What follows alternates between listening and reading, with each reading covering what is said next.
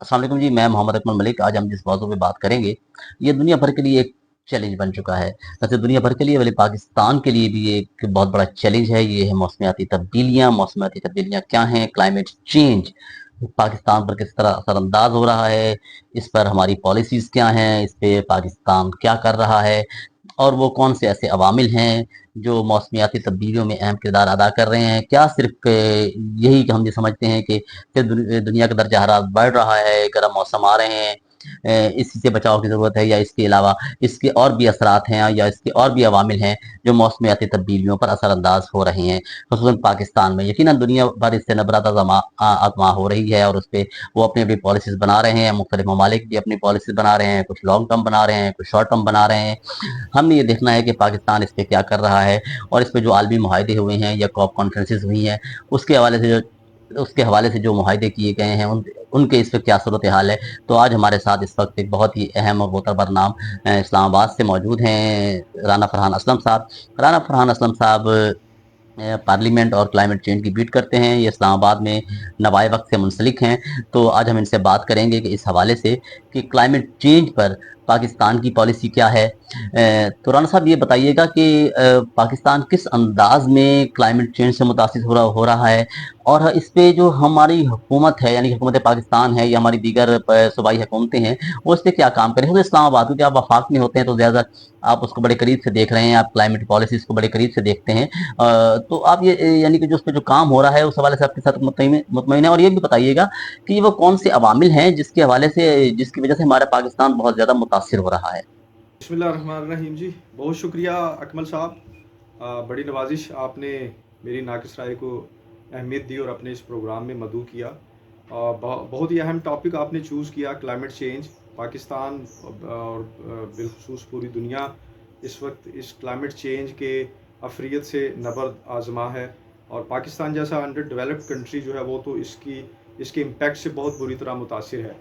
Climate change के हवाले से अगर हम लोकली बात करें तो पहले तो हम पाकिस्तान के अंदर जी, सही होने कह वाले ऐसे इकदामात जिसकी वजह से पाकिस्तान को जो है वो मसाइल दरपेश हैं, उसकी बात करें तो मेरे ख्याल में जी, जी, बिल्कुल ज़्यादा ठीक। बेहतर होगा कि हुकूमती सतह पर हम उन उन नाकामियों या नाअहलियों की सही बात। निशानदही करें कि जो हुकूमत के करने वाले काम हैं और हुकूमत नहीं कर पा रही। सबसे पहले तो मैं आपसे ये ज़िक्र करूं कि मैं एक स्टैंडिंग कमेटी में था बैनुल सूबाई राब्ता की, तो वहाँ पर एक सेनेटर साहब थे, उनकी जानिब से एक नुक्ता उठाया नहीं, गया और बड़ा इंतहाई गौर इंपॉर्टेंट तलब। नुक्ता था, जी, और जी। मैं खुद उस नुक्ते से हम्म। नुक्ता वो मैं सुनकर बड़ा हैरान हुआ कि उन्होंने पीपल्स पार्टी के एक सेनेटर हैं जाम महताब डहर, उनकी जानिब से नुक्ता उठाया गया कि पाकिस्तान में 2 लाख से ज़ायद हाउसिंग सोसाइटीज़ बन चुकी हैं, और उन 2 लाख हाउसिंग सोसाइटीज़ का जो रकबा है वो मोस्टली जो है वो एग्रीकल्चर लैंड है,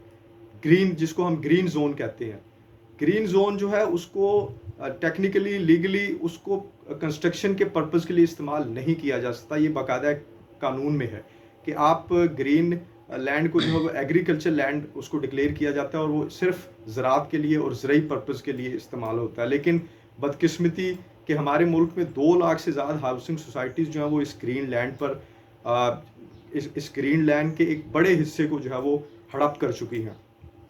एक ये मिस मैनेजमेंट है, प्लानिंग नहीं है, क्योंकि हम पाकिस्तान में एक भेड़ चाल है, कोई ये कारोबार अगर स्टार्ट हो जाए उसमें किसी को अगर मुनाफा होता लोगों को नज़र आए तो सारे उसी कारोबार की तरफ चल पड़ते हैं, उसके इम्पैक्ट्स को पसे पुश डालकर उसके नुकसानात की जानिब नहीं देखा जाता, उसके इम्पैक्ट्स को नहीं कंसिडर किया जाता।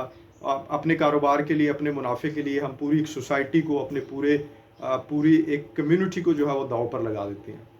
तो सबसे पहले तो ये कि हमने अपने एग्रीकल्चर देखें, क्लाइमेट चेंज जिस चीज़ को सबसे ज़्यादा इफ़ेक्ट कर रहा है ना, वो आप हमारा फूड सेक्टर है। फूड सिक्योरिटी जो है एक बहुत बड़ा चैलेंज है इस क्लाइमेट चेंज की वजह से। क्लाइमेट चेंज की वजह से जो है पाकिस्तान में फसलें बुरी तरह मुतासिर हो रही हैं, क्योंकि बारिशों का जो जो एक दुरानिया है, जो एक रूटीन और मामूल की बारिशें थी, अब वो उस तरह मामूल से नहीं हो पा रही। सावन है, प्री मानसून है, प्री मानसून भी अपने वक्त से पहले आ गया। मानसून में बारिशें इस दफ़ा खैर नहीं हुई, लेकिन माजी में अगर हम देखें तो माजी में मामूल से ज़्यादा बारिशें होने की वजह से, फ्लडिंग की वजह से हमारा एग्रीकल्चर लैंड जो है वो ज़ेरे आब आया, और जिसकी वजह से फसलें तबाह हो गई।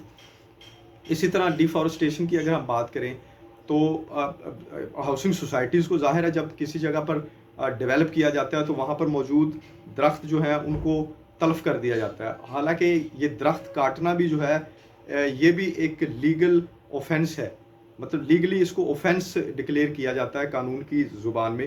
درخت کاٹنے کی اجازت نہیں, اور بالخصوص جو ہاؤسنگ سوسائٹیز ہیں ان کو باقاعدہ این او سی لینا پڑتا ہے جب یہ کسی جگہ کو کی ڈیمارکیشن کرتے ہیں اور اپنی سوسائٹی کو بسانے کے لیے, آباد کرنے کے لیے وہاں پر جو ریسورسز ہیں ان کو تلف کرتے ہیں, تو ان کو باقاعدہ ان کو این او سی لینا پڑتا ہے. تو اس لیے ایک تو لوکلی ہمارا یہ بڑا ایک ایشو ہے کہ ہمارے یہاں پر ریئل اسٹیٹ کا سیکٹر بہت بوسٹ کر گیا, بڑا ایک اچھا کاروبار ہے, لوگ اس سے لوگوں نے کروڑوں اربوں کمایا. اچھی بات ہے کہ لوگوں کو روزگار بھی میسر آیا, لوگوں کا کاروبار بڑھا. لیکن اس کی دوسری سائڈ اگر ہم دیکھیں کہ جو اس سیکٹر کے بوسٹ ہونے سے جو ڈیفارسٹیشن ہوئی, جو ایگریکلچر لینڈ یوٹیلائز ہوا, اس سے ہماری فوڈ سیکیورٹی جو ہے وہ متاثر ہوئی. یہاں کے موسم جو ہے, ٹیمپریچر میں ایک ریز ہوا. آپ دیکھیں COP 28 میں ایک سب سے بڑا جو 5 نکاتی ان کا جو ایک آؤٹ کم انہوں نے دیا, اس میں ایک نقطہ یہ تھا کہ ٹیمپریچر ریز ہوگا 1.5 ڈگری سینٹی گریڈ ہر سال. تو اگر یہ سالانہ اگر اتنا ٹیمپریچر ریز ہوتا ہے تو آپ آج سے 10 سال بعد 15 سال بعد آپ دیکھیں کہ اس دنیا کا ٹیمپریچر یا پاکستان کا ٹیمپریچر, اگر ہم اپنے ملک کی بات کریں تو یہاں کا ٹیمپریچر کہاں تک پہنچ جائے گا. تو بہرحال لوکلی جو ہمارے ایشوز ہیں ہمیں اس کو ایڈریس کرنے کی ضرورت ہے. جی رانا صاحب جس طرح جی رانا صاحب جس طرح ابھی آپ نے بتایا کہ پاکستان میں چونکہ اس کے یعنی کہ یہ جو ہاؤسنگ اسکیمیں ہیں, اس کے علاوہ اور دیگر ایسے مسائل ہیں جس کی وجہ سے جو ہماری جو ہے ماحول جو ہے شدید متاثر ہو رہا ہے. لیکن اس کے ساتھ ساتھ ہم نے یہ دیکھا ہے کہ گزشتہ کئی سالوں کے دوران COP کانفرنسز ہوئی ہیں بڑی تیزی کے ساتھ, اور اس میں دنیا کے بہت سارے ممالک نے غالباً کوئی 196-95 ممالک شرکت کرتے ہیں. تو 190 سے زائد ممالک ہوتے ہیں, اس وقت میرے ذہن میں تعداد نہیں ہے لیکن آپ اس کو بہتر سمجھتے ہیں. تو کیا آپ سمجھتے ہیں کہ وہ جو عالمی طور پہ COP کانفرنس میں پاکستان کے سے معاہدے کیے گئے تھے, یا پاکستان کو اس کے لیے کوئی بیانی کے جو تو ان COP کانفرنسز میں پاکستان کے ساتھ جو وعدے کیے گئے تھے, کیا آپ سمجھتے ہیں کہ وہ پورے ہوئے ہیں یا نہیں ہوئے, اور اس کی کیا ایسی وجوہات ہیں کہ وہ معاہدے کیوں نہیں ہو پا رہے؟ کیا اس میں ہماری سفارتکاری کی کمی ہے, یا اس میں کہیں نہ کہیں پہ جو ہے نا کہ ہم لیک کر رہے ہیں؟ تو اس حوالے سے رانا صاحب آپ کیا کہیں گے, اس حوالے سے ذرا بتائیے گا. اب اگر انٹرنیشنلی ہم بات کریں تو کانفرنس آف پارٹیز COP کے نام سے ایک تسلسل ہے. ہر سال ایک کانفرنس جو ہے اس کا انعقاد ہوتا ہے انٹرنیشنلی, جس میں دنیا بھر کے سربراہان مملکت بھی آتے ہیں, کلائمیٹ چینج ایکسپرٹس بھی آتے ہیں, اور جو تھنک ٹینکس ہیں وہ بھی آتے ہیں, منسٹرز بھی آتے ہیں, اور پوری دنیا کی اس میں انوالومنٹ ہوتی ہے. اور وہاں پر بیٹھ کر جو ہے اس اہم جو مسئلہ ہے کلائمیٹ چینج کا, اس کو ایڈریس کرنے کے لیے ڈیبیٹس ہوتی ہیں, ریکمنڈیشنز آتی ہیں, وہاں پر دیگر فنڈز کے قیام عمل میں آتے ہیں. اور جو انڈر ڈیولپڈ کنٹریز ہیں, جو ڈیولپڈ کنٹریز کے اقدامات کی وجہ سے جو انڈر ڈیولپڈ کنٹریز کو جو مسائل ہیں ان کی وہاں پر بات کی جاتی ہے, اور ان کو فنڈز کے حوالے سے فنڈز کا قیام عمل میں آتا ہے, اور ان کو فنڈز دینے کے حوالے سے پلجز کے اعلانات وہاں پر جو ہے وہ کیے جاتے ہیں. COP 27 پیرس میں وہ منسٹر تھی شہری رحمان صاحبہ, پرائم منسٹر میاں شہباز شریف صاحب نے بھی وہاں پر شرکت کی اس COP میں, اور پاکستان کی منسٹر نے وہاں پر بڑا اچھا ایک کیس ریپرزینٹ کیا کلائمیٹ چینج کے حوالے سے. اور COP 27 میں جو لاس اینڈ ڈیمیج کے حوالے سے جو ایک فنڈ قائم کیا گیا, اس میں پاکستان کا بھی حصہ رکھا گیا, کیونکہ پاکستان ان ممالک میں شامل ہے جو کاربن پروڈکشن میں 0.1% بھی جو ہے وہ, تو پاکستان جو ہے وہ کاربن پروڈکشن میں 0.1% کا بھی حصے دار نہیں ہے. لیکن نقصانات کے حوالے سے, امپیکٹس کے حوالے سے اگر بات کی جائے تو پاکستان ان ممالک میں سر فہرست ہے جو کلائمیٹ چینج کی وجہ سے بری طرح متاثر ہو رہے ہیں. اربن فلڈنگ سٹارٹ ہو گئی ہے یہاں پر. ہم کبھی سنتے تھے بچپن میں کہ دیہات میں سیلاب آتے ہیں بارشیں زیادہ ہو جانے کی وجہ سے, یا ہمارا پڑوسی ملک کبھی پانی چھوڑ دیتا تھا پاکستان کی طرف. لیکن اب دیہاتوں سے نکل کر یہ بات شہروں تک آ چکی ہے. اب تو سیلاب کی وجہ سے شہر جو ہیں وہ زیر آب آ جاتے ہیں, جہاں پر لوگوں کو بڑی مسائل کا سامنا, لوگوں کے کاروبار, ملازمتیں, اسکول, جو معمولات زندگی ہیں وہ بری طرح متاثر ہو رہے ہیں.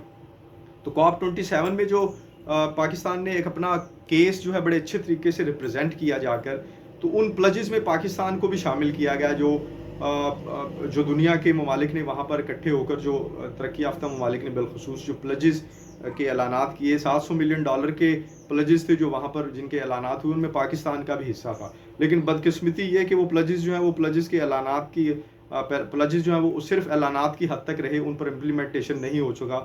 ابھی بھی میں نے گزشتہ دنوں ہماری جو کوآرڈینیٹر ہیں پرائم منسٹر کی کلائمیٹ چینج کے حوالے سے, رومینہ خورشید عالم صاحبہ بڑی ایکٹیو ہیں کلائمیٹ چینج کے حوالے سے, میری ان سے ملاقات ہوئی تو میں نے ان سے پوچھا کہ ہم نے جو COP27 میں جو پیرس میں جو پلجز کا اعلان ہوا تھا, پاکستان کا بھی ان میں حصہ تھا, تو اس حوالے سے کوئی امپلیمنٹیشن, تو انہوں نے بڑی مایوسی کا اظہار کرتے ہوئے مجھے کہا, یہ بتایا کہ ان پلجز جو ہیں وہ پلجز اعلانات کی حد تک ہی تھے, ان پر امپلیمنٹیشن ابھی تک نہیں ہو سکی اور پاکستان اس کے انتظار میں ہے کہ ان پلجز پر امپلیمنٹیشن کی جائے.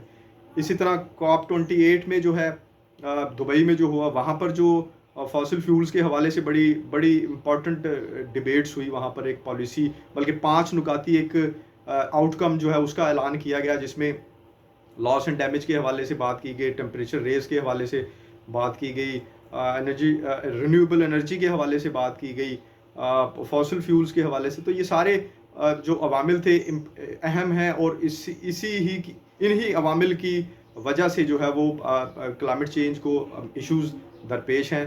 ان کے حوالے سے وہاں ڈسکشن ہوئی اور ایک 5 نکاتی آؤٹ کم جو ہے وہ جاری کیا. یہاں پر بھی پلجز کا اعلان ہوا. پہلے روز جو ہے COP28 جو دبئی میں ہوا, اس کے پہلے روز $400 ملین کے جو فنڈز ہیں اس کے اعلانات ہوئے وہاں پر, اور جو انڈر ڈیولپ کنٹریز تھے ان کی مدد کرنے کے حوالے سے بات کی گئی. لیکن بدقسمتی کے وہاں سے بھی ابھی تک امپلیمنٹیشن نہ ہو سکی, اور پاکستان اور بالخصوص پاکستان جیسے دیگر جو ممالک ہیں وہ ابھی تک دنیا کے ان اقدامات کو عملی جامہ پہنانے کے منتظر ہیں. COP29 کی اگر بات کی جائے تو باکو میں COP29 by the end of this year منعقد ہونے جا رہا ہے, جس میں پاکستان بھی شرکت کرے گا, اور اس کے حوالے سے تیاریاں بھی کی جا رہی ہیں. لیکن بات پھر وہی ہے کہ اگر ان کانفرنسز میں کیے جانے والے جو اقدامات ہیں, جو یہاں پر کیے جانے والے فیصلے ہیں, جو یہاں پر ریکمنڈیشنز جو ہیں وہ ریکمنڈیشن یہاں پر تیار کی جاتی ہیں, اگر ان پر امپلیمنٹیشن نہیں کیا جائے گا تو پھر ان کانفرنسز کا مقصد, ان کی افادیت بالکل ختم ہو جائے گی. تو ماضی کی جو 2-3 کانفرنسز جن کا میں نے حوالہ دیا, ان میں تو جو اقدامات کیے گئے ان میں پاکستان کا جو حصہ تھا پاکستان کو نہیں مل سکا.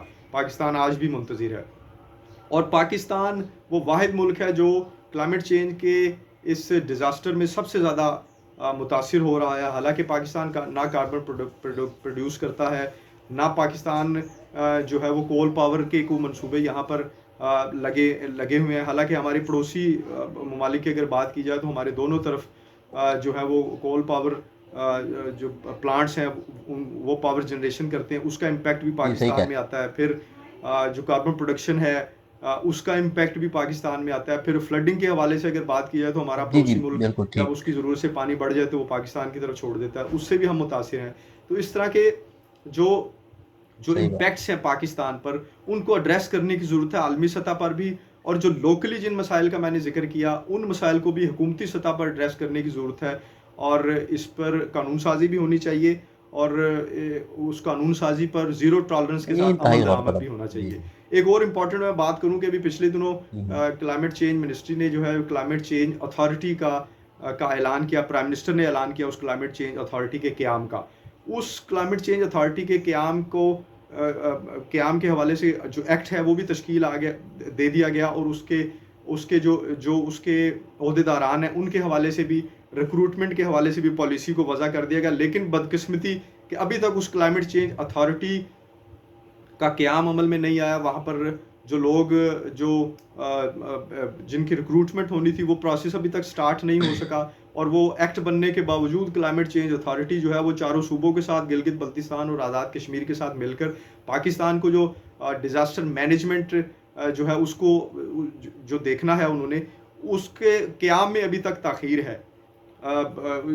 ناقابل فہم ہے یہ بات کہ پرائم منسٹر کی جانب سے اس اتھارٹی کا اعلان کر دیا گیا, ایکٹ تشکیل دے دیا گیا, ریکروٹمنٹ پالیسی اناؤنس کر دی گئی, لیکن اس کے باوجود نہ بندے ریکروٹ ہو سکے, نہ اس اتھارٹی کے قیام اور اس کو آپریشنل کرنے کے حوالے سے کوئی اقدامات اٹھائے جا سکے.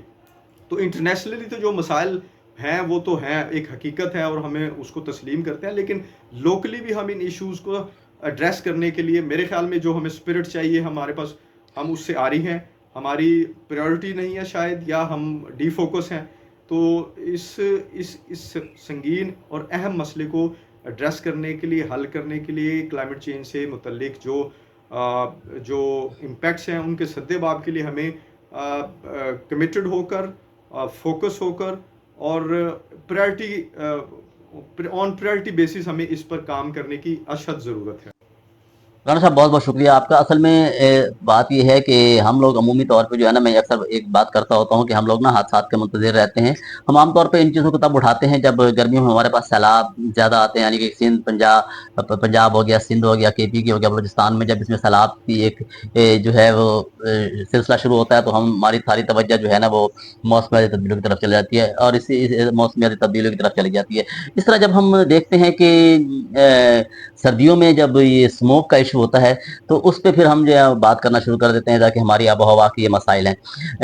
لیکن مسئلہ یہ ہے کہ اس کے لیے سارا سال کام کرنے کی ضرورت ہے, اور اس پہ جامعہ پالیسیز بنانے کی ضرورت ہے. کہ یہ نہیں کہ ہے کہ آپ جب کوئی خدا نہ خواستہ اس قسم کا واقعہ ہو جائے یا اس قسم کے حالات پیدا ہوں تو اس پہ جو ہے دنیا بھر اس پہ کام ہو رہا ہے. کچھ ممالک اس پہ شارٹ ٹرم پالیسیز بنا رہے ہیں, کچھ ممالک اس پہ لانگ ٹرم پالیسیز بنا رہے ہیں, اور ہمیں اس پہ بہتر کام کرنے کی ضرورت ہے. یقیناً پاکستان میں جو کلائمیٹ کی منسٹری ہے اور کلائمیٹ کے جو کلائمیٹ چینج کے لیے ادارے کام کر رہے ہیں وہ کام ضرور کر رہے ہیں, لیکن میرے خیال میں ان کے پاس وسائل کے حوالے سے بھی ان کو ہمیں امپاور کرنا پڑے گا, اور بہت سارے ایسے اقدامات کرنے پڑیں گے کہ اس پہ جو ہے نا بہتر انداز میں وہ کام کر سکیں.